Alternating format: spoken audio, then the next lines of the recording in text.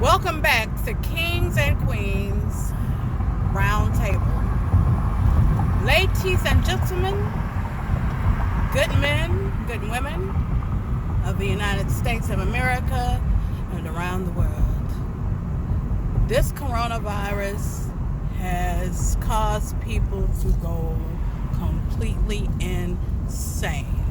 And I'm not just talking about the average everyday Joe citizens. I'm talking about big governments.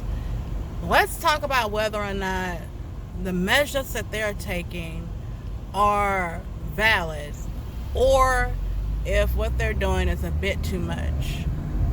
And this, you'll eventually see me change my scenery in this very same video because right now I'm recording in my car and it was on my mind, and I just wanted to get some of my feelings and thoughts out while they were there. And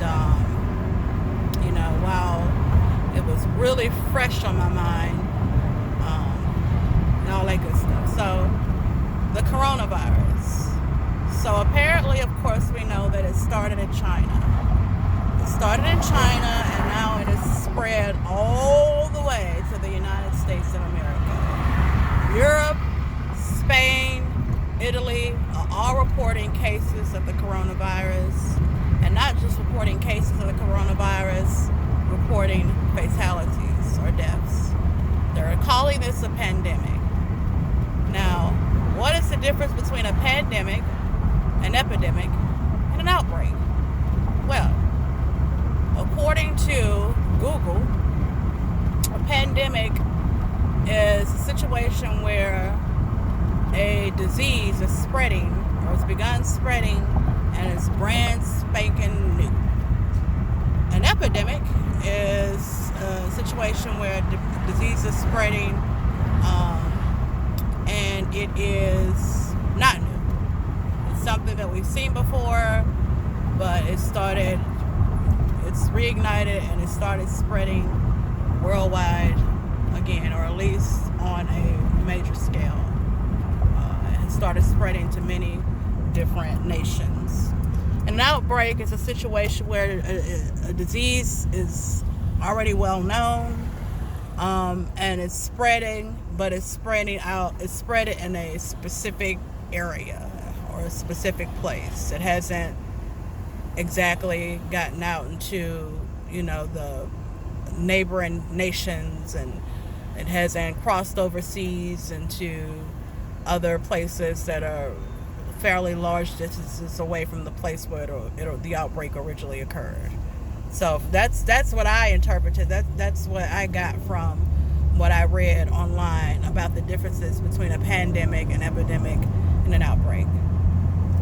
Now with this coronavirus, I can say that many places are closing, especially places where typically large groups of people congregate, including and especially schools, where people or young people whose immune systems, let me put my window up because I'm certain that's probably causing a noise issue, young people whose immune systems are not as developed as us adults just yet, and so they aren't what you would call immune compromised, because they may not necessarily have an illness or sickness or disease that would cause them to be more susceptible to something else, but they're still very young and they're developing, and so their immune systems are still not up to par as far as adults are concerned, in reference to a relation to adults. And then you have your elderly people who, of course, at a certain age, this is the way biology works. You're born, you begin developing, you get to a certain point where you peak, and then you start to decline. And when you start declining, everything about you starts declining. Unless, and even then, it still starts declining. It may just start declining at a slower rate. But if you eat right, you're not compromising yourself by ingesting harmful chemicals, and you're making making sure you stay fit. That can help, even if you're an elderly person. That can help keep your general health in better condition than your peers. And so those type of elderly people who have kept themselves up throughout their entire lives, their immune system probably isn't as susceptible to catching something like, or acquiring something like corona. And excuse me for not looking at the camera, but I'm driving, so I have to be extra careful. Of course, safety is key, right? And a lot of programs, events have been canceled because of this, because of course programs and events bring usually a large crowd or group of people into one or two specific or particular areas where they congregate amongst one another. And if you have one person there, just one person who might have corona in this particular case, then after that event is over with, you may have 20 people or more leaving with corona.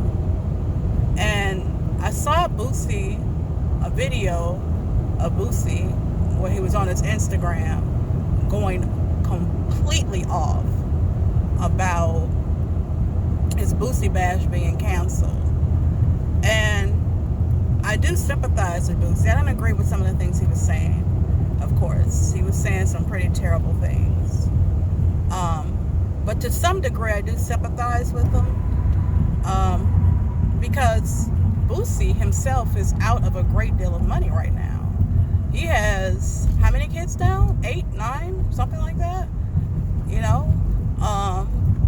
And he does his bash every year, and a big part of the bash is about bringing a community together and celebrating, just celebrating with one another. And he said in one of his videos that there's never been a fight at any of his bashes, and so that must mean that safety, they take safety very seriously at his bash, the safety of the people that are attending, the attendees. So kudos to him for that. I don't agree with the way he was going off on some of the officials. He didn't name them by name, but I don't know, and I do agree with some of the things he was saying about some of these officials in Louisiana. They are very backwoodians, some of them.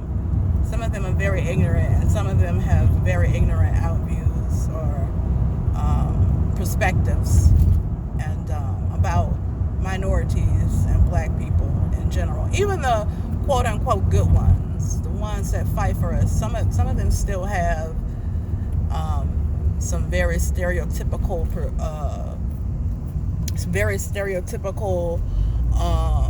I guess you could say philosophies or ideas about what black people are, especially black people from certain areas in the hood and ghettos. They see them a certain kind of way and they stereotype them. Is that right or wrong? That's a question for another day, because I'm a realist, I'm pragmatic, and I won't deny that, there are a lot of people in those areas that do some things that I don't even agree with. But at the same time, I grew up in a home with a mother and a father who took very good care of me. I never had to scrape, fight, or anything to make sure I had dinner or food to eat. When you're starving, whether it be literally starving from food or you're starving financially, you don't have enough money to buy a pair of clothes or to put shelter over your head, I don't agree with, nor do I condone doing illegal activities to change that, or to make your situation better.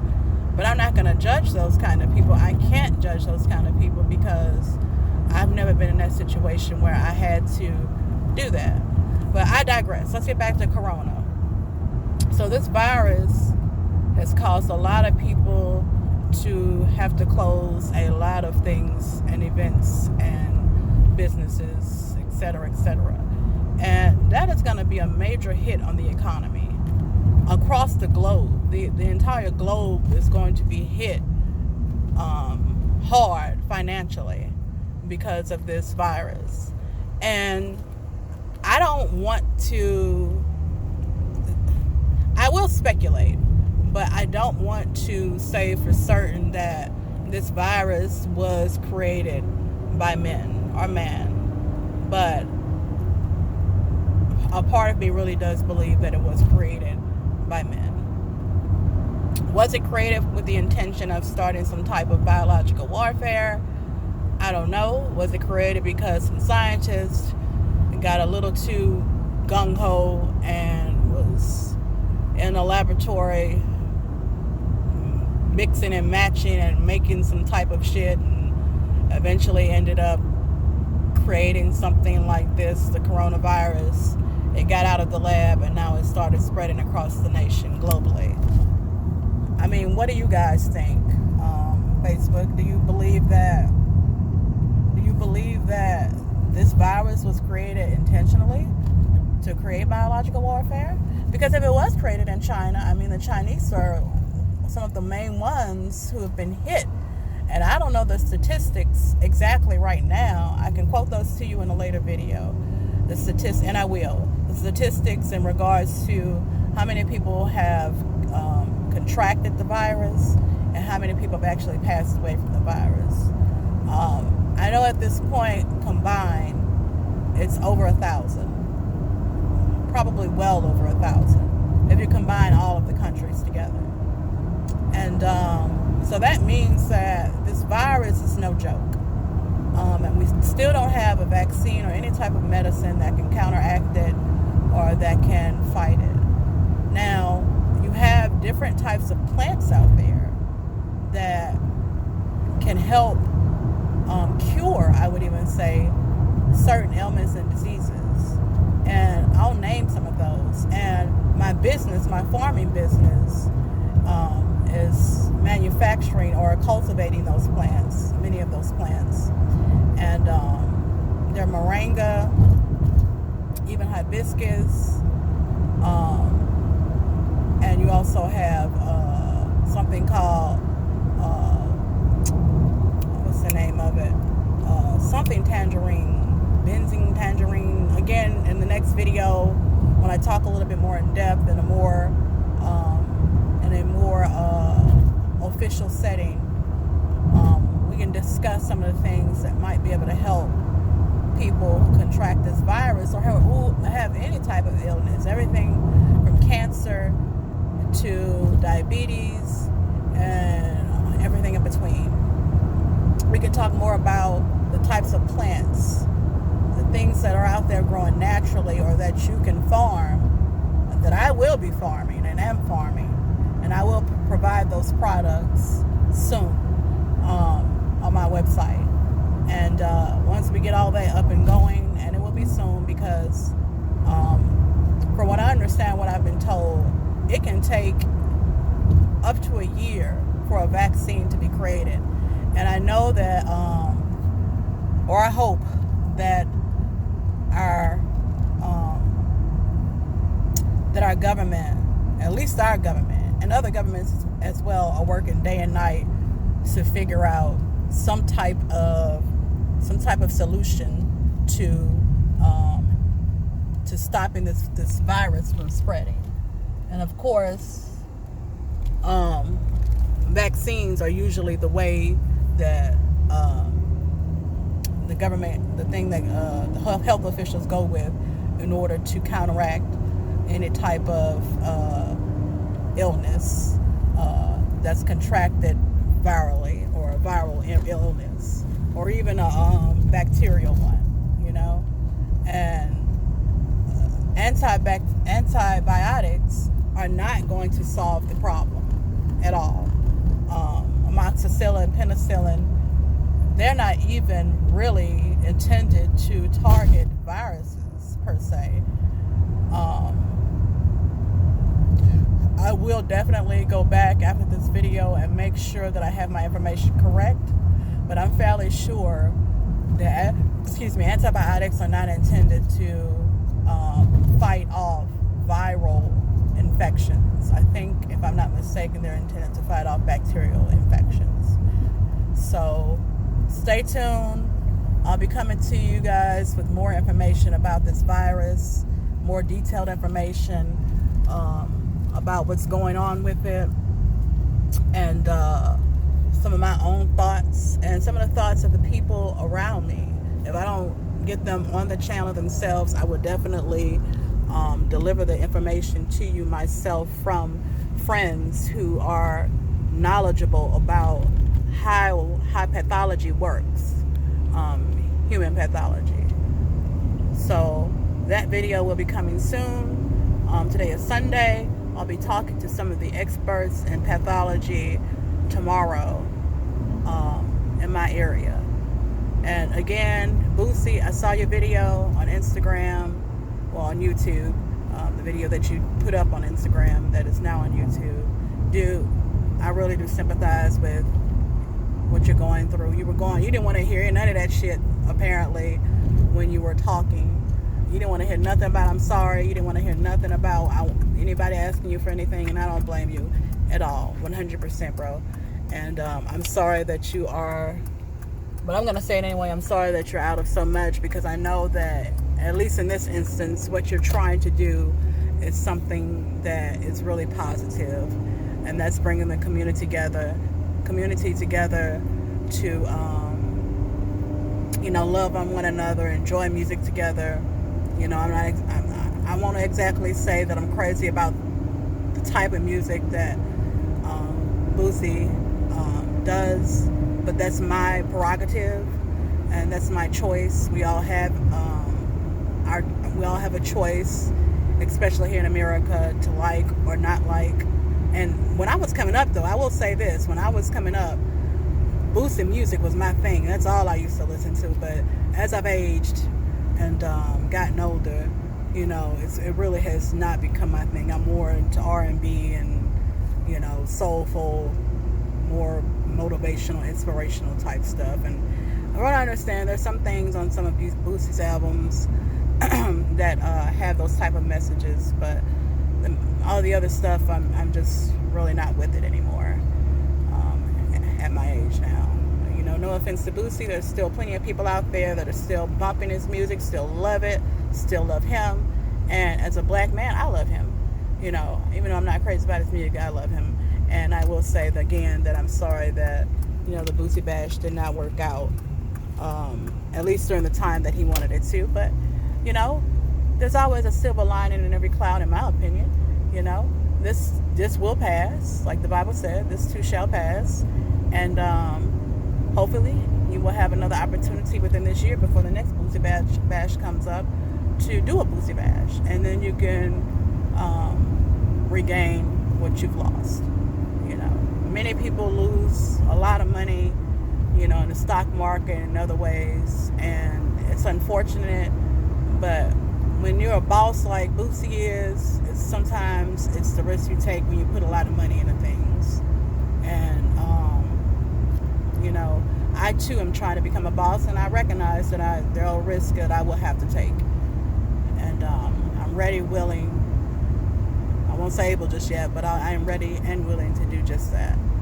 So anyway, I love you guys. Again, I will be coming with more specific information in regards to the virus, and after I talk with some experts. I may even get some of the experts to talk a little bit more about it. So I'll be coming back at you guys pretty soon.